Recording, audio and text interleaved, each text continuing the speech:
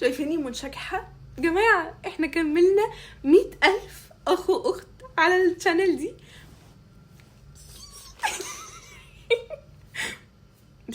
مش هعيط ولا دمع. بصوا بجد بجد بجد بجد بجد يعني مش زي اي حاجه انا كملتها على السوشيال ميديا يعني انا الحمد لله كملت رقم حلو على تيك توك وانستجرام وكده، بس بجد ايه ده، بس بجد بجد بجد 100,000 على اليوتيوب يعني حاجه ما كنتش اتخيلها. فالحمد لله، وطبعا بفضل ربنا اول حاجه وثم انتوا. فبجد شكرا جدا ليكم، وبجد انا بحبكم قوي، وشكرا لكل حد بيشجعني، وشكرا لكل حد بيقول لي كلمه حلوه، وشكرا لكل حد بينتقدني باحترام. بجد انا بحبكم قوي، شكرا جدا ليكم.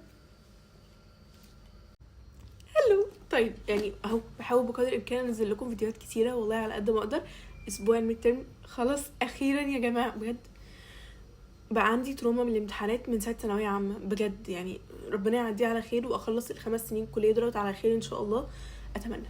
المهم النهارده زي ما شفتوا في عنوان الفيديو هوريكم باخد ايه في شنطه الجامعه بتاعتي. الشنطه دي اللي هي يعني مش هي دي بالذات، يعني قصدي ان الشنط اللي باخدها على كتفي او اللي بلبسها كروس هوريكم باخد فيها ايه. يعني حاجات ثابته تقريبا في كل يوم، لان بنزل كل يوم كليه وانا مجبره انزل بسبب ان انا عندي غياب في الكليه وبسحب الماده. يعني انا لو غبت اكتر من 3 مرات بيتسحب مني ماده لا قدر الله، مضطره اروح. طيب ليه بقول لكم ان انا هوريكم الحاجات الاساسيه اللي باخدها على شنطه كتفي والكروس؟ يعني ليه بحدد لكم؟ لان انا في فنون جميله زي ما انتم عارفين، فانا اصلا يعني بجانب الشنطه دي لما بيكون عندي عملي باخد بتاع شنطتين كمان. فقولوا لي لو عاوزين فيديو اوريكم باخد ايه في شنطه فنون جميله، لان مش هدخل في اوجاعي دلوقتي. بس فزي ما قلت لكم في الفيديو دوت هوريكم باخد ايه معايا في شنطه الجامعه اللي باخدها معايا كل يوم. وقولوا لي في الكومنتس زي ما قلت لكم برده لو عاوزين اعمل لكم فيديو باخد ايه في شنط فنون جميله لما بيكون عندي عملي او في يومي الطويل عامه، لان انا ببقى حرفيا شايله 3 شنط. فقولوا لي لو عاوزين الفيديو ده، ويلا بينا نبدا. طيب يلا بينا نبدا. ودي اكتر شنطه انا بلبسها الفتره دي بصراحه، شكلها تحفه، بتليق على كل الاوتفيتس، بتلم كل حاجاتي حرفيا. وكده دراعها مريح قوي، يعني مش بيوجع لي كتفي، فتحفه بصراحه. انا جايبه الحجم اللارج عشان لو حد سال، فده الحجم اللارج وبجد بياخد كل حاجه. فحاسه ان لما ببقى رايحه مثلا عندي يوم عملي باخد الشنطه الكبيره اللي بيبقى فيها الشاسيه وكل حاجه، وباخد الشنطه دي بحط بقى فيها كل المقالم وكل الالوان وكل حاجه، فبتلم معايا حاجات كتيره بصراحه. طيب حاطه التوكه دي عشان انا بقيت زي الناس اللي بتحط توك في الشنطه. بجد شكلها كيوت والله، يعني حلوه. وكده بصراحه في اغلب الوقت بتحرك فبقى سهل قوي الحوار. طيب نفتح بقى الشنطه كده وابدا اوريكم. استنوا يا جماعه قبل ما اوريكم اللي جوه الشنطه، معلش عاوزه اطلب منكم طلب. وصلوا الفيديو ده 5000 لايك، مش اول مره نعملها، فتقدروا تعملوا كده ان انتوا توصلوا الفيديو ده 5000 لايك. وهقول لكم ليه، عشان انتوا بتطلبوا مني فيديو اجوبه واسئله وعايزين تسالوني حاجات كتير قوي. فانا بفكر هنزل لكم اسك على الانستجرام لما الفيديو ده يوصل 5000 لايك ان شاء الله. هقول لكم تسالوني اسئله، اي اسئله انتوا عاوزينها، وبجد هاخد اكتر اسئله متكرره وهجاوب عليها ايا كانت في الفيديو على اليوتيوب. توصلوا الفيديو ده 5000 لايك ان شاء الله. طيب مبدئيا كده انا كفايزه يعني لازم تكون شنطتي كبيره. انا بحب شنط كبيره جدا سواء كروس او على الكتف، لازم شنطتي تكون كبيره. وتاني حاجه لازم يكون فيها جيوب كتيره قوي. بجد انا لازم شنطتي تكون مرتبه واكون عارفه كل حاجه هي فين، عشان انا بجد بتوه وبعصب قوي مش بلاقي اي حاجه في الشنطه. لازم شنطتي تكون كبيره ومقسمه. ومش بقول كده عشان الفيديو بس، بجد انا دايما كده، يعني دايما حاجاتي بحطها كده في كده، فاهمين؟ فيلا بينا نبدا. انا عايزه اوريكم شكلها اصلا عشان بجد بحس ان انا بعمل لوحه فنيه في الشنطه يعني. طيب نظره سريعه على الشنطه من جوه، ده كده بيكون شكل الشنطه. فتعالوا اوريكم بقى جواها ايه بالظبط. الشنطه فيها ايه بالتفاصيل. بصوا بقى، دي بتبقى حاجات ثابته في الاغلبيه يعني كل يوم. بصوا اول حاجه ليب جلوسز، دي حاجه اساسيه. انا مش بحط اي حاجه في وشي عامه. لما بتشوفوا الجيت ريدي مي اللي بعمله على تيك توك، انا مش بحط اي حاجه في وشي غير الليب جلوس اللي انا حاطاه دلوقتي. تمام. بصوا بقى معايا ليب جلوس كتيره قوي، ما تسالونيش ليه، بس بحس يعني وانا في الكليه ممكن، وانا مثلا لو نازله حاطه مثلا ليب جلوس شفاف ممكن احطه في الكليه بينك. بحس ان انا دماغي بتتغير وانا هناك، معرفش. او لو حد من صحابي عاوز فدايما بدلهم. لو عايزين بقى ساعات صحابي بيحبوا يحطوا مثلا لون بتاعتي كل شويه تعمل فش فش كده بتاعت المعطر وكل شويه تفجعني. المهم ساعات صحابي بيكونوا عاوزين يحطوا ليب جلوس مثلا بني او احمر او بينك او كده، وما بيكونش مثلا معاهم او ناسيين او كذا، فانا بقى منقذه اليوم. بصوا معايا ده اول واحد، ده كده شكله. وده تاني واحد، ده اكتر واحد انا بحبه بصراحه. بيعمل جلوسي افكت كده تحفه. استنوا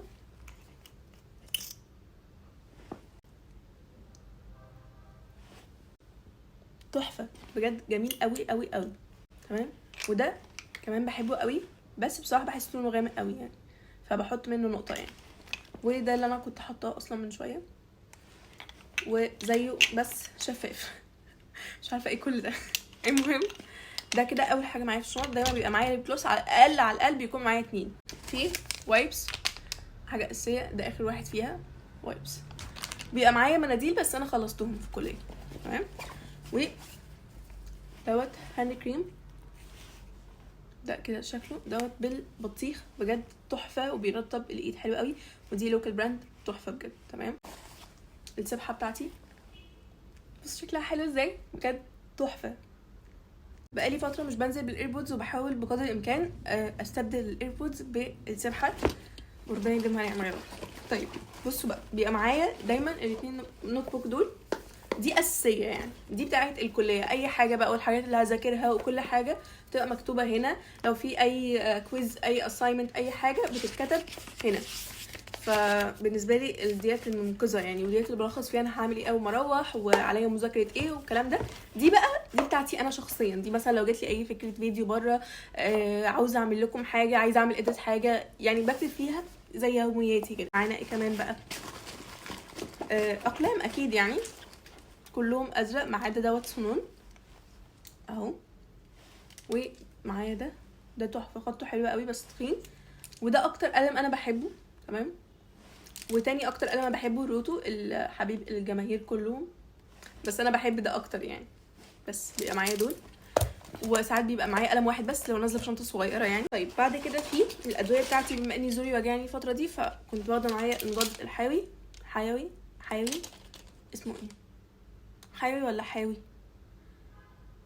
ولا ايه، مضاد حيوي. المضاد كنت واخده معايا المهم، ودوت دواء السكر بتاعي يعني، انا عندي مقاومه انسولين فعشان كده. تمام. بصوا دايما بيبقى معايا اي بونبوني او ماستيكه او اي حاجه، لو قابلت اي حد من يعني، اي حد مثلا جه سلم عليا، او اي بنوته صغيره، او اي طفل صغير يعني، دايما بديهم بيبقى شكلهم حلو كده. طيب بعد كده في ميني برفيوم، السنت دي تحفه، اسمها نايت بلوم، بجد من لوكال براند برضو، فظيعه بجد، تحفه.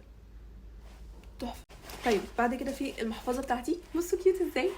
عندي محفظه تانية كبيره، وديت يعني بنزل بيها قليل قوي، او لما مثلا خارجه عشان هي كبيره يعني، فاهميني. فدي بالنسبه لي كتكوته كده بنزل بيها الكليه عشان صغيره كده، فلذيذه، بتاخد الكارنيه وكده يعني. استنى اوريكم صورتي، استنى انا اهو.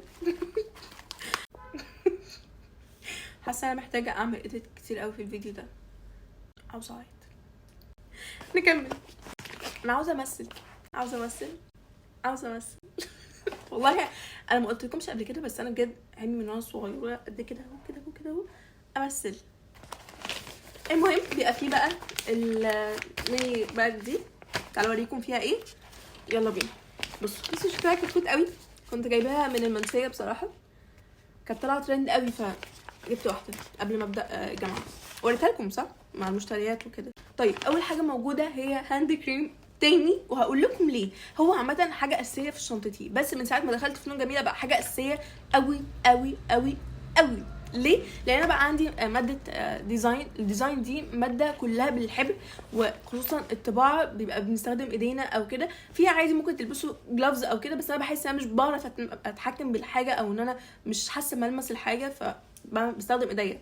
فبعد ما بقى بنيجي نشيل الحبر دوت، حرفيا ايديا بتكون يعني، اقول لكم ايه، ايديا بتبقى عامله زي البنزينه. معرفش الشعور ده، بس ايديا بتبقى عامله زي البنزينه. اول ما بيقع اسيتون على ايديكم بتحسوا ان ايديكم حجر، انا بحس ان ايديا حجر بجد، بتبقى بتقشر من هنا خصوصا كمان. فلازم هاند كريم صح. وده كمان حلو قوي، ريحته جميله قوي، تحفه بجد، ومش بيزيد كده الايد. طيب بودي سبلاش، دي برضو اللوكال براند، تحفه وريحته منعشه جدا، وخفيف برضو مش تقيل. طيب ليب بالم، دي حاجه اساسيه بجد، وخصوصا في ان احنا داخلين على الشتاء وكده، شفايفي ده متقشر، او انا مثلا متعصبه والدكتور قال لي عيدي المشروع، بفضل بقى يعني كده اقشر في شفايفي. فليب بالم حاجه اساسيه تنقذ المواقف دي.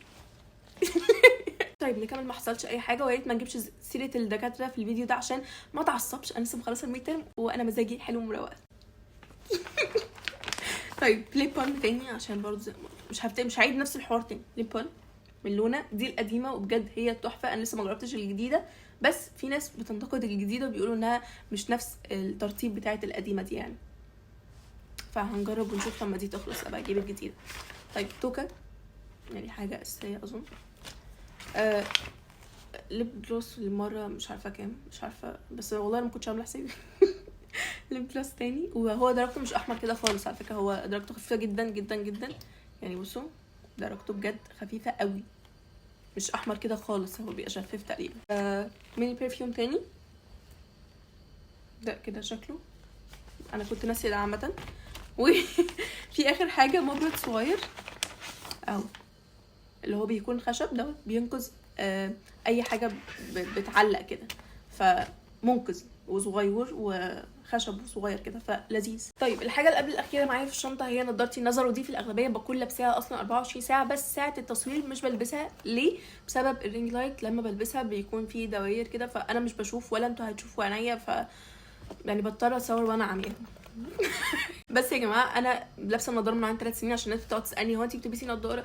انا بس مش بظهر فيها بالتصوير كتير عشان انا مش بشوف وانا بصور بالكاميرا بالنضاره، عشان النور بيكون ضارب في عينيا فمش بشوف ولا انتوا هتشوفوا عينيا، ف بشيل يعني كده وبتصور من غير نضاره. لكن انا اصلا بلبس نضاره من عندي 3 سنين وانا 24 ساعه بالنضاره يا جماعه، ويعني ما بشوفش اصلا. فدي نضاره حاليا اللي انا كنت لابساها، بلبسها بعد التصوير يعني تمام. بس معايا الكفر بتاعها عشان لو مثلا نمت شويه بعد المحاضره، كان في فاصل او كده مثلا نمت شويه، فعادي بقى لها النضاره، اكيد مش هنام بيها. يا جماعه انا مش بنام نوم في الكليه يعني، بنام كده تمام عشان بس ايه. اخر حاجه بقى معايا في الشنطه هي اكيد مفاتيحي، وده كده شكلها كيوت. حاسه انا محتاجه اخليها متطوره اكتر او اعمل لها ابديت كده، عشان هي محتاجه اغيرها عشان زهقت من شكلها. بس الاكيد ان انا يعني شكلهم دول عاجبني قوي، اكيد دي احلى واحده كيوت قوي. ودي مفتاح البيت، ومعايا مفتاح العماره. فين مفتاح العماره؟ فين مفتاح العماره؟ ما تقلقيش يا ماما، ما تقلقش يا بابا، مفتاح العماره موجود اكيد في الشنطه، مش شنط يعني. وبس والله ده كده يكون معايا ايه، ده كده يكون كل اللي معايا في الشنطه، مفيش حاجه تانية خلاص. فعاوزاكم تقولوا لي رايكم في الكومنتس، واتمنى ان الفيديو دوت ما يكونش تقيل على قلبكم ويكون خفيف على قلبكم.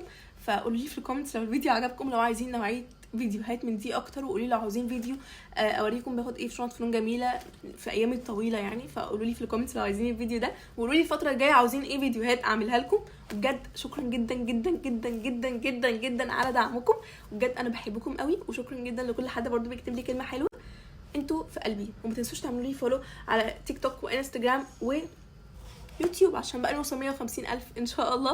وبس كده، باي.